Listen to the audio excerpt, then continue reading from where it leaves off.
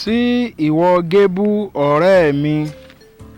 Lónìí ni ó ṣẹ̀ṣẹ̀ yé mi ìdí tí kò fi sí ẹnì kankan tó mọ̀wé nílé yín. Ẹ̀gbọ́n mi nọ́ọ̀sì tí mo ló lọ́pọlọ gan-an ló sọ fún mi lónìí pé bóyá ni ẹnikẹ́ni nínú ìdílé yín lè fìwé jẹun. Wọ́n ní ẹ̀jẹ̀ kan ń bẹ tí wọ́n ń pè ní jẹ́nótáìpù. Wọ́n ní òun gan-an ni orísun àìmọ̀wé nílé yín. Wọ́n ní AS ni bàbá rẹ àti màmá rẹ. S yẹn gan-an ni wọ́n ló dá wàhálà sílẹ̀ nínú ayé yín.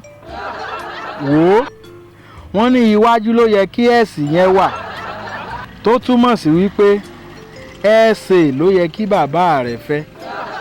Mo gbà ọ́ níyànjú pé kó o mọ̀ wulẹ̀ wálé ìwé mọ́, kó o mọ̀ kàn fowó àwọn òbí rẹ jóná, torí wípé jẹ́nótáìpù rẹ gẹ́gẹ́ bí àǹtí mi ṣe sọ fún mi kò kàwé. Wọ́n ní iṣẹ́ ọdẹ ló bá jẹ́nótáìpù rẹ mu.